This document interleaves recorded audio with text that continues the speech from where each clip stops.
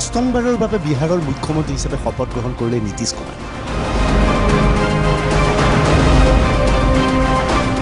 24 ঘণ্টাৰ পূৰ্বে মুখ্যমন্ত্ৰী নীতিশ কুমাৰে ৰাজ্যপালক সাক্ষাৎ কৰি পদত্যাগ পত্ৰ গ্ৰহণ কৰিছিল।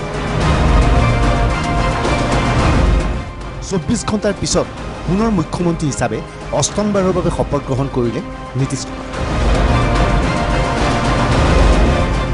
কেৱল নীতিশ কুমাৰেই নহয়, লালু প্ৰসাদ যাদৱৰ পুত্ৰ আৰজেডিৰ নেতা তেজস্বী যাদৱেও শপত গ্ৰহণ কৰিলে উপ মুখ্যমন্ত্ৰী হিচাপে। হঠাৎ বিহাৰৰ ৰাজনীতি সলনি, নীতিশ কুমাৰে সম্পৰ্ক ছিন্ন কৰিলে বিজেপিৰ সৈতে। বিজেপিৰ পৰিৱৰ্তে আৰজেডি আৰু কংগ্ৰেছৰ সৈতে মিলি নীতিশ কুমাৰৰ চৰকাৰ। বিহাৰৰ উপ মুখ্যমন্ত্ৰী হিচাপে তেজস্বী যাদৱে শপত লোৱাৰ পিছতে পাটনা চহৰৰ বিভিন্ন প্ৰান্তত দেখা গৈছে এনেধৰণৰ বিশাল পোষ্টাৰ। এই পোষ্টাৰৰ জৰিয়তে আৰজেডিৰ সদস্যসকলে শুভেচ্ছা জ্ঞাপন কৰিছে তেজস্বী যাদৱক। আচলতে নীতিশ কুমাৰে এইদৰে বিজেপিৰ কাষৰ পৰা আঁতৰি যাব বুলি বিজেপিৰ কেন্দ্ৰীয় নেতৃত্বই সপোনতো ভবা নাছিল। কিন্তু 2024 লোকসভাৰ নিৰ্বাচনৰ পূৰ্বে ৰাজনীতি খেলি দিলে নীতিশ কুমাৰে। দেশৰ ভিতৰত বিজেপিৰ বিৰুদ্ধে প্ৰথমবাৰৰ বাবে তৎপৰ হৈ দেখুৱালে বিহাৰে। ভৱিষ্যতে এনে ঘটনাৰ পুনৰাবৃত্তি হ'ব সমগ্ৰ দেশত। উপ মুখ্যমন্ত্ৰী হিচাপে শপত গ্ৰহণ কৰি ক'লে তেজস্বী যাদৱে। बिहार में वो कर दिखाया जो देश को करना है और एक दिशा दिखाई है। और हमारी चर्चा, क्योंकि हमारी तो लड़ाई ही बेरोजगारी को लेकर के रही है, सदन से लेकर के आप सड़क तक देख लीजिए, हम लोगों ने बेरोजगारी के खिलाफ लड़ाई लड़ी। और आदरणीय मुख्यमंत्री जी का जो निर्णय रहा, उससे हम लोगों को एक मौका मिला कि अब जनता के प्रति, नौजवानों के प्रति जो दुख दर्द है उसको दूर किया जाए। हमारे मुख्यमंत्री जी से चर्चा भी हुई है, रोजगार के लेकर के, नौकरी देने के लेकर के। जल्द ही 1 महीने के अंदर ऐसा बम्पर बिहार में लोगों को रोजगार और नौकरियां मिलेंगी जो शायद ही किसी और राज्य में नहीं हुआ हो। নীতিশ কুমাৰ আৰু তেজস্বী যাদৱে ক্ৰমে মুখ্যমন্ত্ৰী আৰু উপ মুখ্যমন্ত্ৰী হিচাপে ৰাজভৱনত যেতিয়া শপত গ্ৰহণ কৰিছিল, পাটনাৰ ৰাজপথত তেতিয়া আন্দোলন কৰিছিল বিজেপিৰ সদস্যসকলে।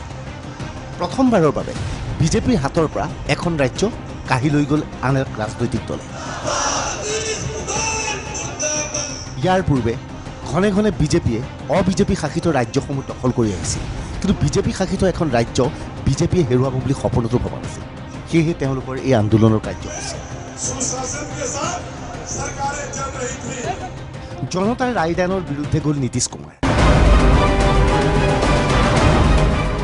বিহাৰৰ জনতাই মোদী আৰু নীতিশ কুমাৰক ভোট দিছিল। এতিয়া বিজেপিক এৰি বিশ্বাসঘাতকতা কৰিলে নীতিশ কুমাৰে। নীতিশৰ বিৰুদ্ধে সৰব বিজেপি। बात यह कि नीतीश कुमार गैर कांग्रेसी नेता रहे हैं, उनकी पूरी राजनीति गैर कांग्रेसवाद पर रही है। सब खत्म हो गया, भ्रष्टाचार से समझौता, गैर कांग्रेसवाद से समझौता।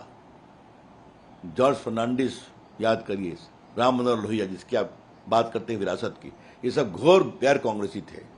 तो नीतीश जी भ्रष्टाचार के साथ चले गए, कांग्रेस के साथ चले गए, उनको मुबारक है।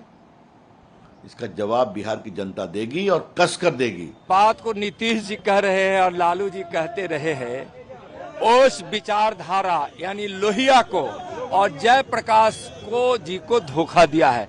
वह कांग्रेस जो इस देश की गरीबी का कारण है, इस देश को कमजोर बनाने की जो कांग्रेस की नीति रही है, देश की सुरक्षा पर, चाहे वह सीमा की सुरक्षा हो, चाहे आंतरिक सुरक्षा हो, चाहे किसी भी कल्याणकारी योजनाओं पर कांग्रेस जो 55-60 वर्ष तक सत्ता में जो फेल्योर रही है, और 1974 के आंदोलन में जितने नौजवान बिहार से लेकर पूरे देश में शहीद हुए थे, उस शहीदों के खून के साथ धोखा नीतीश कुमार जी ने किया है कांग्रेस और आरजेडी के साथ जाकर।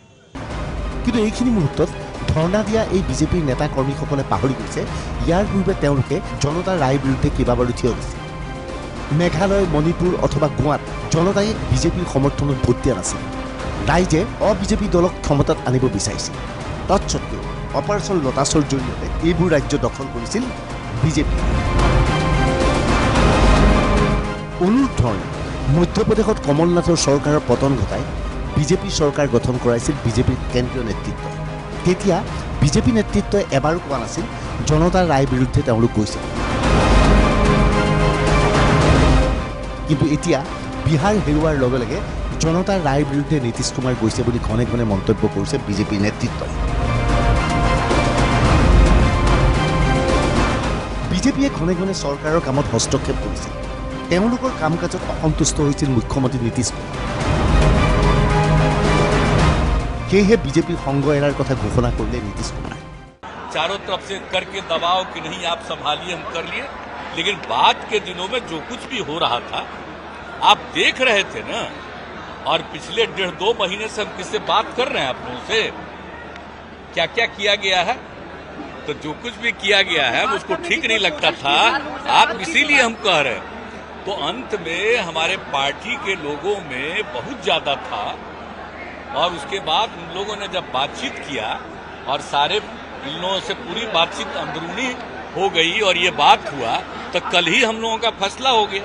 जब भी जहरीली शराब से मौतें हुई हैं तो हम उनसे जाकर के मिले हैं और हमने उसका विरोध प्रकट किया है। जब भी हर शहर में लूट और हत्या हो रहा था तो हम जाके उनसे मिलेंगे। हम अपने मुख्यमंत्री से जाके इन सब चीजों के बारे में बात नहीं करेंगे तो क्या हम योगी आदित्यनाथ जी के पास जाकर के इस तरह की बात करेंगे कि आप उत्तर प्रदेश से बिहार पुलिस भेजिए। तो अगर यह सब बातों से ही वो दबाव में आ जाते थे, उनकी बिल्कुल आदत नहीं है कि कोई उनसे प्रश्न पूछे। लेकिन यह जो मैंडेट मिला था यह नरेंद्र भाई मोदी जी के कारण बिहार में एनडीए का मैंडेट था।